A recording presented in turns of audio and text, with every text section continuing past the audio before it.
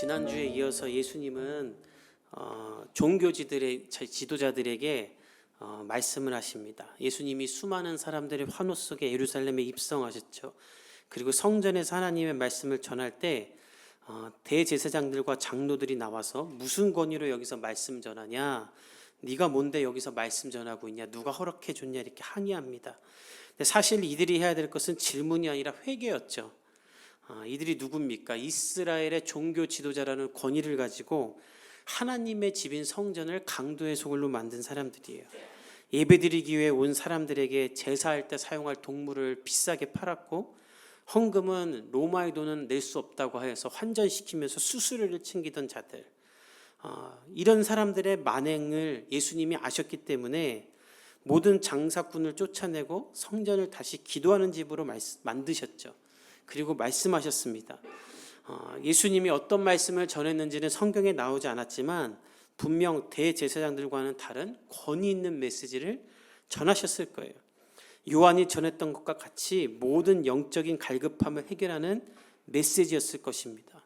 근데 예수님이 그렇게 말씀을 전하면 대제사장들이 나와서 회개해야 되지 않겠습니까? 우리가 잘못했습니다. 우리가 우리 마음대로 했습니다. 이렇게 회개해야 될 텐데 이들은 마음이 완악한 사람들이라 그렇게 행하지 않아요. 정말 못된 사람들, 악한 사람들 보십시오. 옳은 사람들 앞에 잘못했다고 하지 않습니다. 너만 잘났냐고 그러고 오히려 해코지하고 마지막으로 하는 말은 네가 뭔데 나한테 이래라 저래라냐 하면서 소리 지르죠. 이 사람들도 그랬던 거예요. 자기들이 잘못했던 거 뻔히 알면서 예수님께 네가 뭔데 우리한테 이래라 저래냐 하고 싸우고 있는 거예요.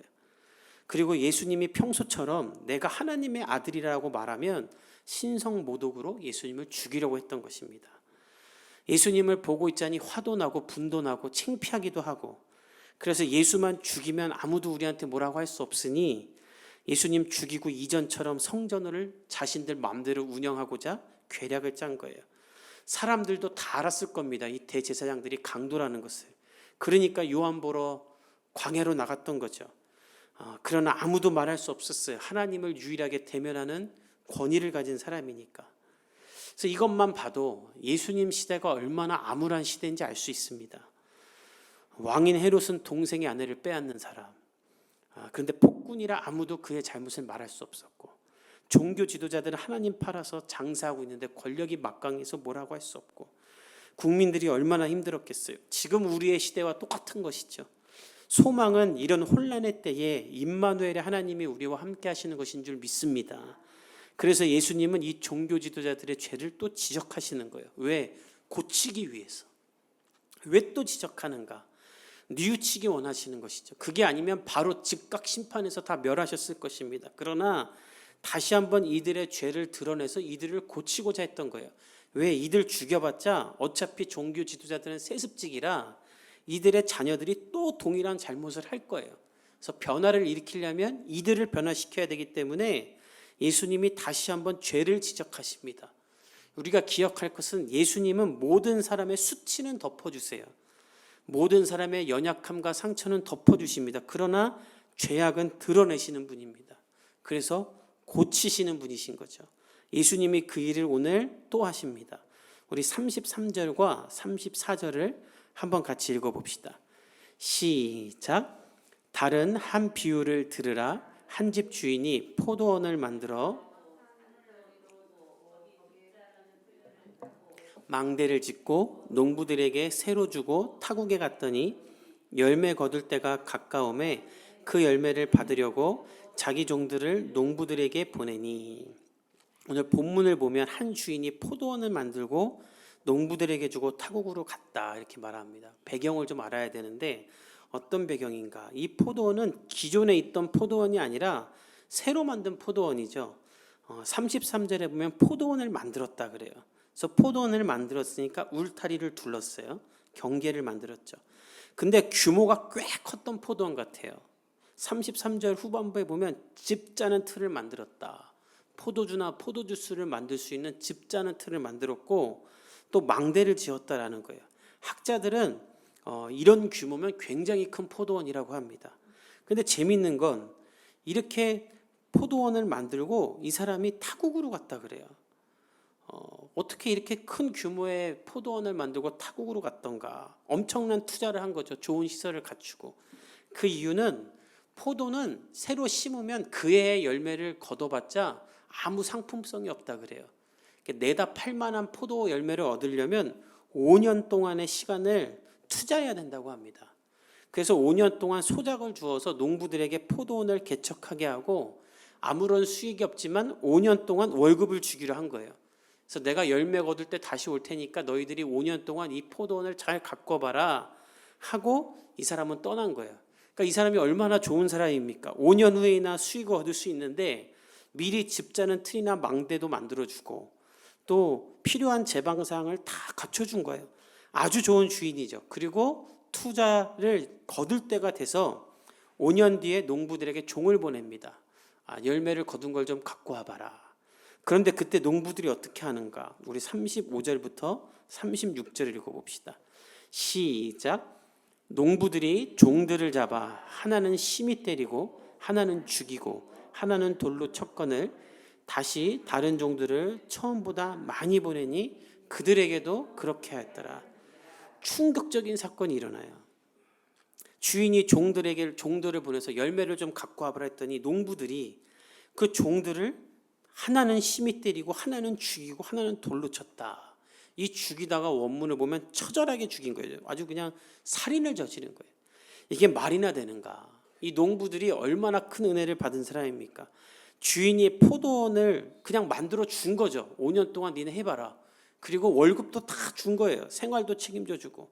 그러면 알아서 열매를 거뒀으면 주인에게 우리가 5년 동안 열심히 수고해서 이렇게 열매를 거뒀습니다. 이거 받으세요라고 해도 시원찮을 판에 종들을 보내서 좀 갖고 와보라 했더니 그 종들을 쳐 죽이는 배은망덕한 짓을 저지른 거예요.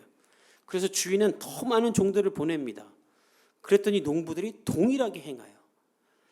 어떻게 이런 짓을 했는가? 왜 이런 짓을 했는가? 다음을 보면 알 수가 있어요. 우리 37절부터 39절 한번 읽어봅시다. 시작.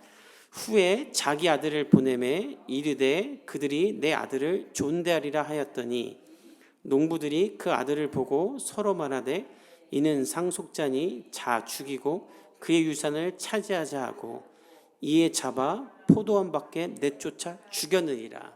주인이 종들을 보낼 때마다 죽이니까 이제 아들을 보냅니다. 내 아들에겐 그렇게 못하겠지 감히. 내 아들을 존경하리라 라는 이 단어는 돌이킬 것이다 라는 뜻이 있어요. 저도 필리핀에 저희 아버지 선교지 가면 제가 그 선교지에 한 거 하나도 없어요. 근데 아버지 아들이란 이유만으로 사람들이 뭐 왕자 온 것처럼 좋으면 이렇게 무슨 올 때 도열을 해줍니다. 왔냐고. 아무것도 한 게 없는데 아들의 권위가 있는 거죠. 이 사람의 아들이다.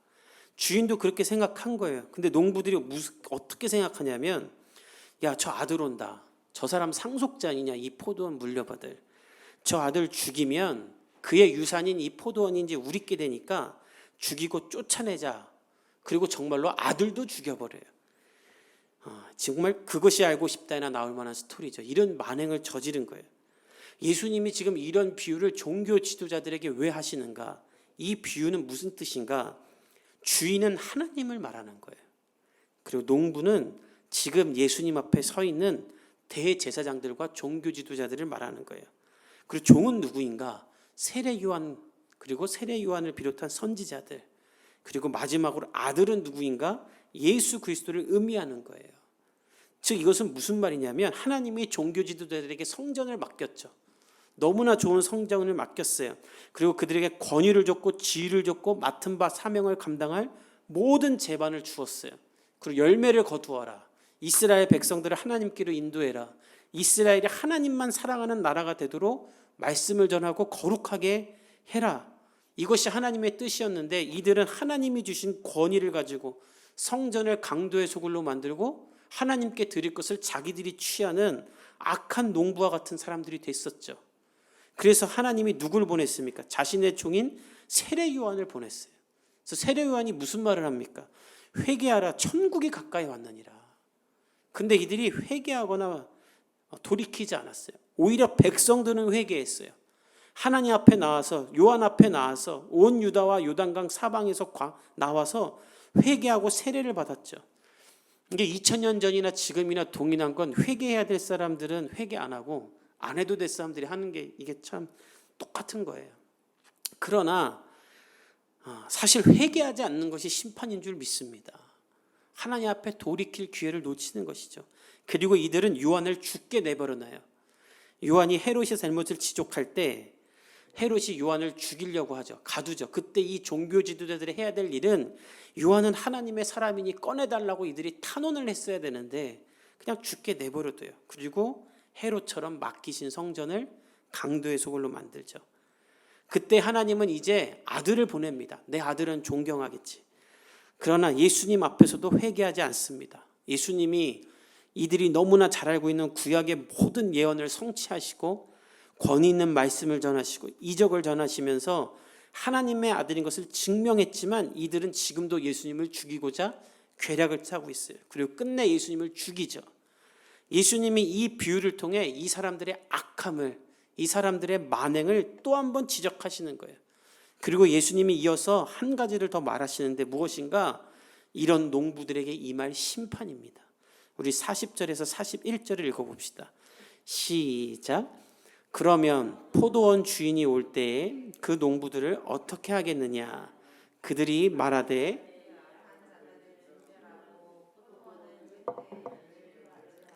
다른 농부들에게 새로 줄지니라. 예수님이 종교 지도자들에게 물어봐요. 너희들 이런 농부들이 있다면 주인이 와서 어떻게 할 것 같냐? 그러니까 종교 지도자들이 아주 정답을 얘기해요. 자기들 이야기인지도 모르고. 악한 자는 진멸하고 포도원은 제때의 열매를 바칠 만한 다른 농부들에게 또 줄 거야. 이렇게 예수님께 말합니다. 두 가지 심판을 자기들도 알고 있어요. 하나는 무엇인가? 진멸당할 것이다. 이 진멸은 원문을 보면 처절한 파괴를 뜻하는 단어로 멸망을 이야기합니다. 사람이 막을 수 없는 태풍이나 재해와 같이 아무도 막을 수 없는 하나님의 심판이 임할 것이다라고 말해요. 또 두 번째 심판은 무엇인가? 이 포도원을 너희들에게 뺏어서 열매를 바칠 만한 사람, 즉 주인이 누구인지 아는 충성할 만한 사람에게 준다는 거예요. 악한 사람들의 것을 뺏어서 선한 사람들에게 줄 것이라는 거예요. 그래서 예수님은 그렇게 대답하는 이들에게 이들이 또한 잘 알고 있는 구약의 말씀을 인용해서 이 심판을 다시 한번 확증하십니다. 우리 42절에서 44절을 읽어봅시다. 시작. 예수께서 이르시되 너희가 성경에 건축자들이 버린 돌이 모퉁이의 머릿돌이 되었나니 이것은 주로 말미암아 된 것이요 우리 눈에 기이하도다 함을 읽어본 일이 없느냐. 그러므로 내가 너희에게 이르노니 하나님의 나라를 너희는 빼앗기고 그 나라에 열매 맺는 백성이 받으리라. 이 돌 위에 떨어지는 자는 깨지겠고 이 돌이 사람 위에 떨어지면 그를 가루로 만들어 흩으리라 하시니. 예수님이 시편 118편 22절 23절의 말씀으로 이들에게 가리키는 거예요. 건축자의 버린 돌이 모퉁이의 머릿돌이 되는 기이한 일이 일어날 것이다. 무슨 뜻인가? 이 머릿돌은 건축을 할 때 강 모서리의 중심이 되는 돌이죠. 기준이 되는 돌이에요. 근데 이 머릿돌을 보면 건축물의 규모를 알 수 있다고 합니다. 가장 중요한 돌이라는 거예요. 근데 어떤 돌이 이 머릿돌이 되는가? 너희가 버린 가치 없게 여긴 이 돌이 가장 중요한 돌이 될 것이다. 즉 너희가 버린 나 예수 그리스도가 교회와 모든 인생과 세상의 중심이 될 것이다. 그리고 너희들의 것은 하나님이 다 빼앗을 것이다. 너희가 맨날 하나님 나라를 말하고 전하고 거론했지만 정작 너희는 하나님 나라를 소유하지 못할 것이다. 너희는 진멸당할 것이다 라는 메시지인 거예요. 특별히 44절에 머릿돌 위에 떨어지는 자는 깨질 것이다 라고 말하는데 이 깨지다가 원문을 보면 분쇄하다라는 거예요. 그리고 이 돌이 사람 위에 떨어지면 가루로 만들 것이다. 이 가루는 조각조각 깨트려서 먼지처럼 만들 것이라는 뜻이에요. 하나님이 너희를 처절하게 심판할 거라는 거예요. 너희들 것을 이렇게 뺏어서 그럼 누구에게 주는가? 백성들에게 준다는데 이 백성은 누구를 말하는가? 신분과 출신과 배경과 상관없이 하나님의 뜻에 합당한 사람들이라는 거예요.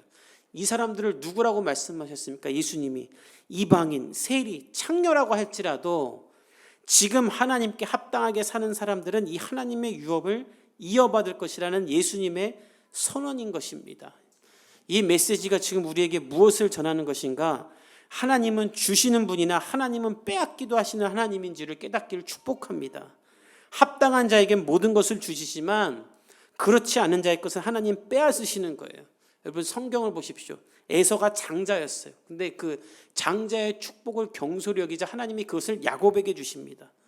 선지자였으나 제사장이었으나 깨어있지 못했던 엘리와 그의 아들들의 그 권위와 영적인 능력을 하나님이 뺏어서 사무엘에게 주시죠. 왕이었으나 하나님 앞에 순종하지 않았던 사울의 왕관을 하나님이 뺏어서 자신에게 합한 다윗에게 넘겨주시죠.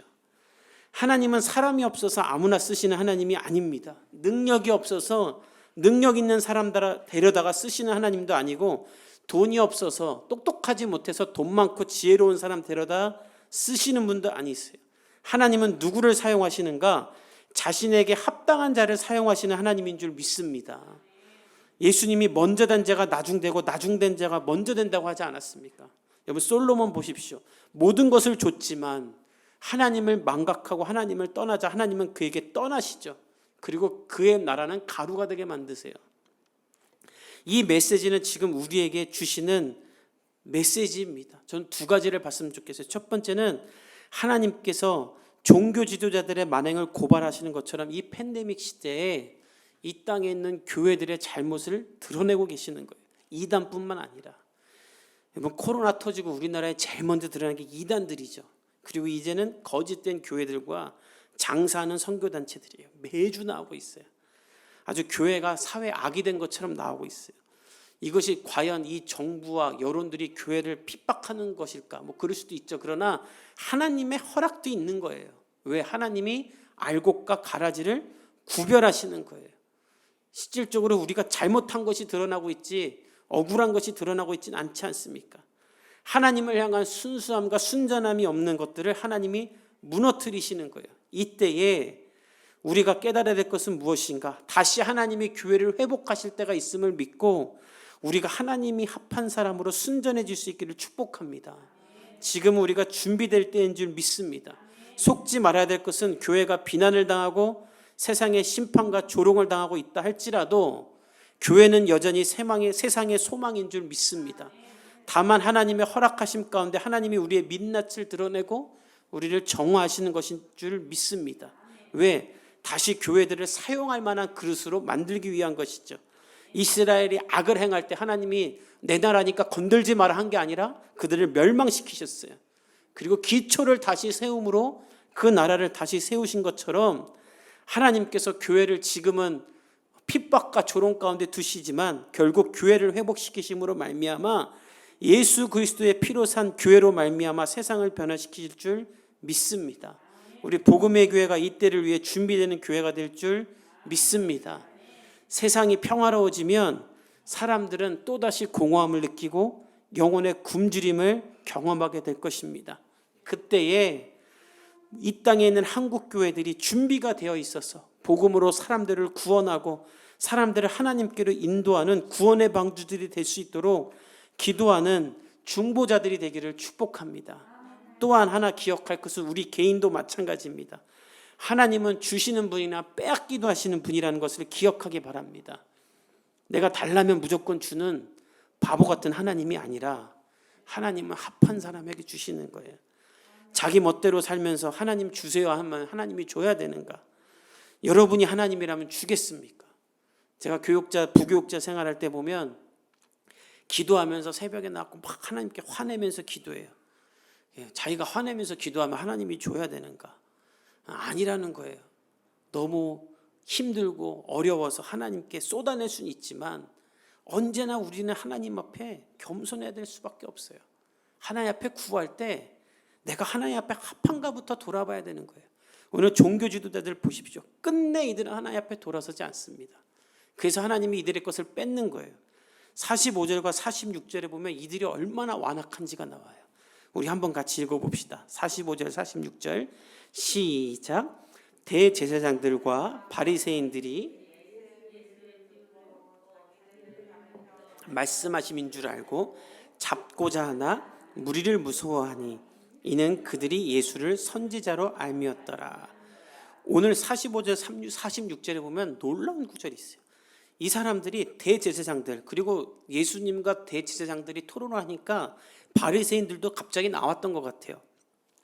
예수님의 비유를 듣고 자신에게 한 말인 줄 알았다는 거예요. 근데도 회개하지 않아요. 이게 악한 사람들이죠. 또 하나 46절에 보면 예수님을 선지자로 알았다는 거예요. 야, 예수는 하나님의 선지자구나. 하나님의 아들까지는 아직 인정은 안 했어요. 그러나 저 사람은 우리랑 다르구나. 하나님의 선지자라는 걸 알았어요. 그러나 회개하지 않고 오히려 뭘 하려고 하는가? 예수님을 잡고자 했다라는 거예요. 근데 잡지도 못해요. 왜? 지금 예수님 잡았다가는 예수님을 둘러싸여 있는 무리들에게 자신들이 맞아 죽을 거예요. 하나님은 그래서 이들의 모든 것을 뺏기로 결정하시고 그 심판을 예고하십니다. 그리고 하나님 말씀하셨죠. 가난하고 무지하고 멍청할지라도 하나님이 전부라고 여기는 사람에게는 하나님이 전부가 되어주시는 줄 믿습니다. 야고보서 1장 5절엔 이렇게 말해요. 너희 중에 누구든지 지혜가 부족하거든 모든 사람에게 후히 주시고 꾸짖지 아니하시는 하나님께 구하라 그리하면 주시리라. 모든 사람에게 주신다라고 예수님 말씀하세요. 다만 어떤 사람인가? 하나님께 구하는 겸손한 사람. 오직 하나님만을 바라보며 하나님을 필요로 하고 하나님을 사랑하고 하나님을 쫓아 살 수 있기를 축복합니다. 그리고 나의 삶을 통해 하나님께 영광 돌리기로 결단하십시오. 우리의 삶은 하나님이 심으신 포도원과 같습니다. 하나님이 모든 것을 주시고 필요한 것을 채우시고 포도를 자라게 하시고 열매를 맺게 하실 것입니다. 우리가 그때에 하나님께 나의 열매를 드림으로 영광 돌리겠다고 결단하기를 축복합니다. 하나님이 우리를 복주시고 책임지시고 우리를 통해 영광 받으실 줄 믿습니다. 우리 함께 기도하겠습니다.